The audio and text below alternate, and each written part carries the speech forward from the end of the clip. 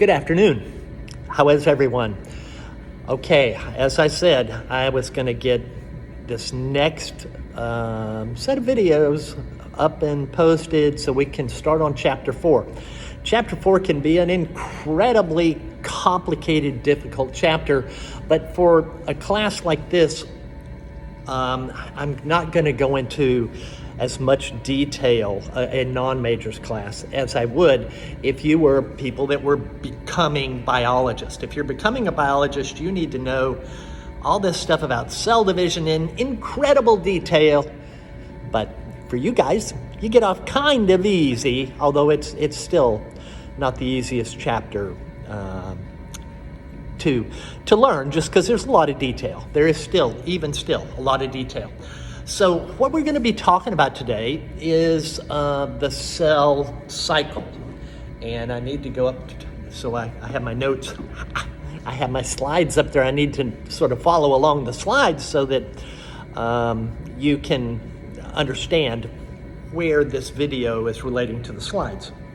So, like I've said before, your book is really well written.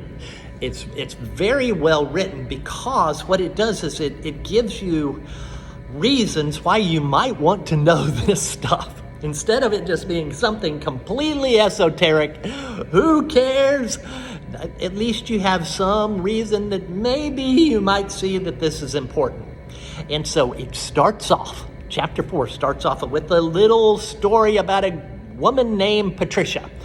And it begins in her life when she's about your age. I think it says 17, so maybe slightly younger than you. And she went to the dermatologist. She was having a problem, a condition on her toe. And incredibly, they found out she had skin cancer on her toe. Now, it wasn't the bad kind of skin cancer. There are various kinds of skin cancers, and what she had was a basal cell carcinoma, which is a kind of skin cancer. As long as you cut it off, you're probably going to be okay with it. But she had this on her toe, I think it is. So what happened, and I'm trying to see, so it was a basal cell carcinoma on her toe. And first of all, what causes skin cancer? It's usually overexposure to the sun some years after you've had heavy-duty exposure. Well, she was only 17, and this was on her toe. So they were very curious as to what was going on with Patricia. And what they found is she had a rare inherited condition called a basal cell nevus syndrome. Basal cell nevus syndrome. And it's a rare inherited condition where people get skin cancers all the time throughout life. Not a fun experience if you've ever had a dermatologist cut something off or freeze something off of your skin.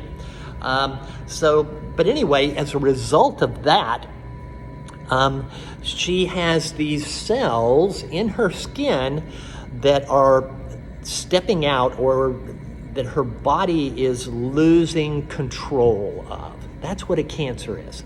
So we have this thing called the cell cycle, and I've drawn a picture of it behind me. Doesn't look like much right now. We'll talk about it, and hopefully you'll understand a little better. But anyway, we have this cell cycle where the cell lives its life and then gets ready to divide, and divides based on signals either from within or from the surrounding tissues. Well, when you have a cancer, what happens is the cells just start dividing like crazy, and they do it all on their own without any prompting by the tissues around them. And so with this poor Patricia, she goes to her dermatologist every few weeks, and he will remove about 10 cancers every time. And I can't imagine having skin surgery every 2 weeks. But if she didn't, she would die. I mean, it is cancer after all. And so what this whole story about Patricia illustrates is the importance of that thing, the cell cycle. And so when we talk about cell division, we actually have two different kinds of cell division. We have the kind of division that we were talking about with Patricia, and that is called mitosis. And this is a kind of cell division where the parental cell divides into two genetically identical cells to the parent and to each other. Now, we have this other special kind of cell division, which we'll talk about later on this semester, and it is called meiosis, without the T in there, meiosis. And that's production of sex cells. The only place where you have that is in the production of either a sperm cell or an egg cell. So we're not talking about that. Cancers typically don't involve meiosis, it's mitosis. And what happens with the cancer is you get all these cells that are being produced without any kind of control, and they pile up on each other, and you have what you would refer to as a tumor. Let's see what my slides say. Okay, so mitosis is also known as a form of asexual reproduction. You might have heard of bacteria or paramecia dividing in half, and you've got these two new cells, but that is an asexual reproduction. That's reproduction without sex, is what we're really saying. Now, in you and I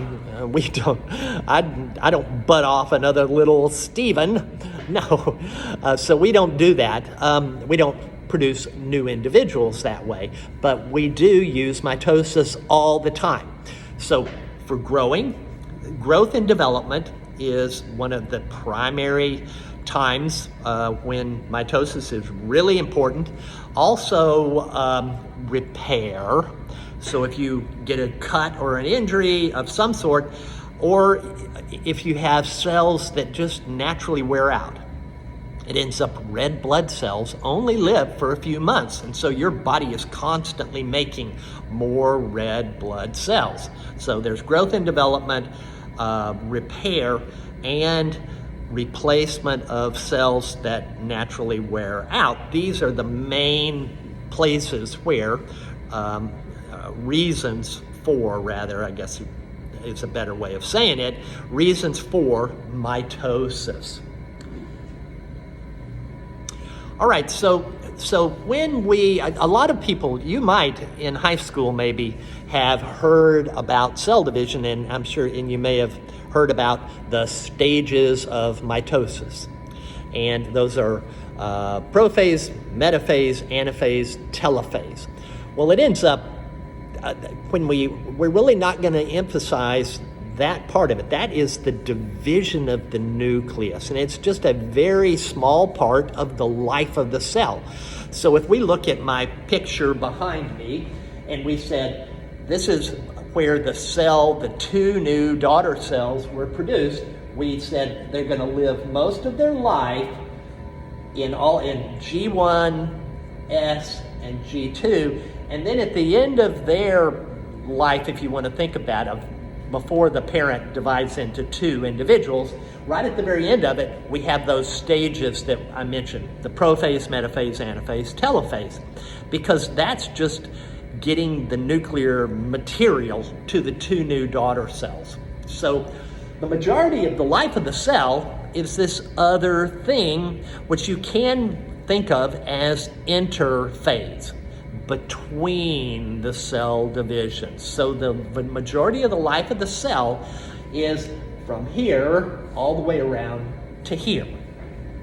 And so we have stages of the cell cycle that we're going to really emphasize more so than the stages of mitosis.